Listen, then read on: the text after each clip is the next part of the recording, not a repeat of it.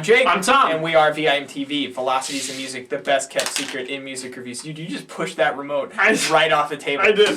Today we're going to continue a set of throwbacks that we've been doing. If you've been watching lately, you've seen some reviews from the late 80s and early 90s, just throwback albums that have all been requested at one point in time by you guys. And your participation means so much to us. So thank you very much for always giving us your opinions, telling us what you're into, what you want us to, what you would like to hear us review. Today we're going to continue. We're in 1994 now. We're going to do Pavement's second album, Crooked Rain, Crooked Rain. If you like Pavement, if you've heard Pavement, you're probably into indie rock, because that's what this band is. They're one of just the major indie rock players of the mid-90s. And Tom, a little history. You're the history man. You know everything about everything musical. That's too much pressure, Jake. It's a lot of pressure, but it's all you, buddy. We have gotten a bunch of requests for Pavement in general. People asking for Slanted Enchanted, Crooked Rain, even Wowie Zowie and Terror Twilight, Right in the Corners. I think I just named like every Pavement album. There you go. But they are one of the definitive 90s alt-rock bands. They laid the pavement for so many other indie rock bands. Why are you going to keep doing this? It's like, it's even worse today than other days. All right, keep going. Anyways, so I kind of put them in the same kind of echelon of style and maybe even a little more influence these guys had, but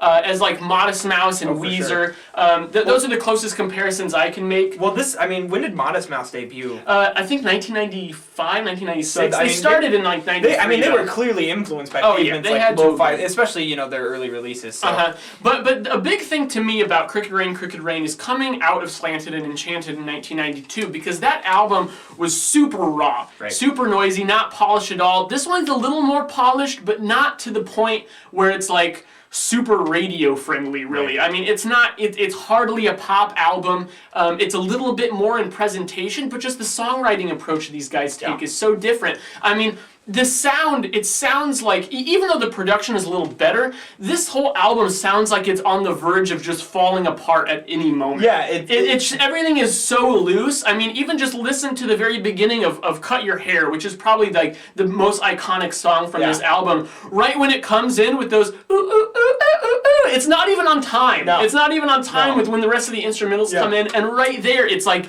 a defining moment in how this band does things. But it just works, because they have that charm. Yeah, everything about this album is all about the charm, and really how they do that, that sloppy sound that you're talking about. To me, it's most evident in the vocals. I mean, the lead singer is, the focus is so clearly not on pitch. It's all about creating catchy, memorable melodies and hooks that just make the song, just memorable. I mean, you want to keep listening to the songs. The other thing is that they show a really versatile sound here. There's tracks that are a little bit more moody and drawn out, like Stop Breathing, and then there's tracks like Cut Your Hair and Cold Sounds that are more poppy, more vibrant, that just have more life to them.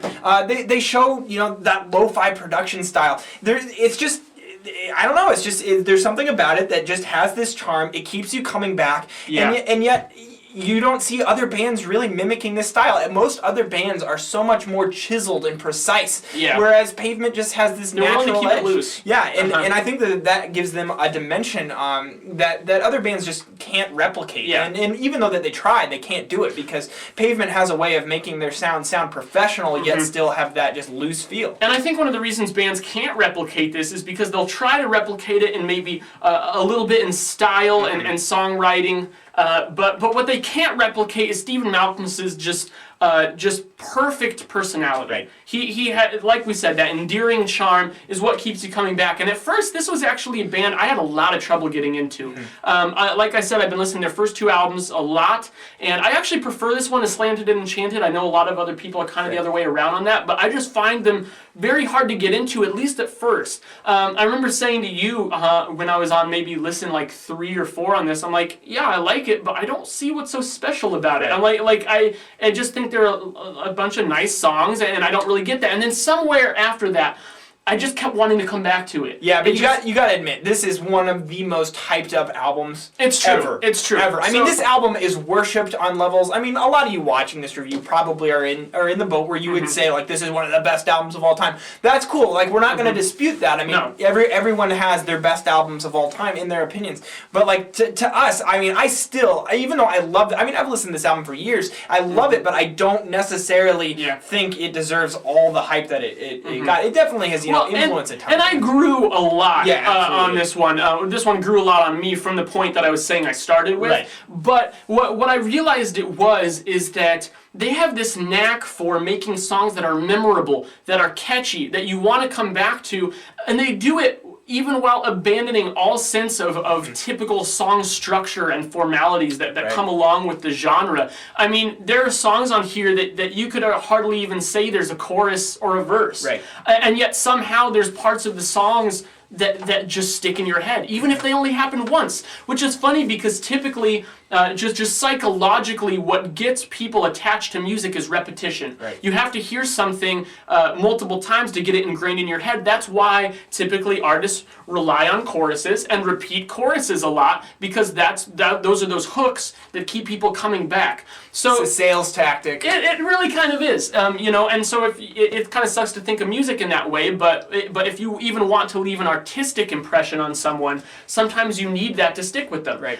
Pavement's able to do it without that convention, and I think that's a huge accomplishment, and that's probably what took me so long with it, is because, for some of these parts in a normal band, I would hear that hook, that part of the song that really grips me 3 or 4 times by the end of the song on first listen, so it would stick with me a little more at first. But here, it's you have to hear it a few times to hear one part more than once, if that makes sense. Yeah. One minor complaint I have is I feel like a lot of my favorite tracks, but to me, I definitely favor the front half to 2/3 of this album rather than the last half. But I mean, I really like the whole thing. It's definitely an album I can put on and listen to straight through and appreciate. And another thing that I absolutely love is the guitar work on this album. There are some really just key guitar lines where you have like a higher guitar and then a lower pitched guitar kind of working together throughout the song, and then blending these melodies. I think that's really catchy. It's a big influence on Graham Coxon from Blur. So I have to tip my hat. You have to tip your hat. Tom, where are you going on this one? I am going to go 87. I really like this. I might grow on it more a little bit, but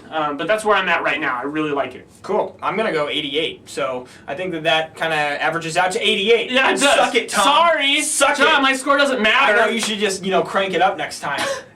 Even numbers only. Even numbers only. God damn it. All right, guys. Well, if you appreciated the Pavement review, give us more requests, because you guys are, like I said earlier at the start of the review, it's you guys who get to determine, what we're reviewing. I mean, whether it's new albums or old releases, we definitely take note of everything, even if we don't do it right away. At some point in time, your feedback will get processed by us, and it helps determine what albums we review. So thank you for participating. Thank you for your comments and joining in our conversation, and continue to follow us at Facebook and Twitter, and also leave us comments at www.velocitiesandmusic.com or youtube.com/velocitiesandmusic. I'm Jake. I'm Tom. And we are VIMTV, moving music critique forward. Tom, you had to kick the thing on the ground, didn't you? I'm sorry. Bye, guys. So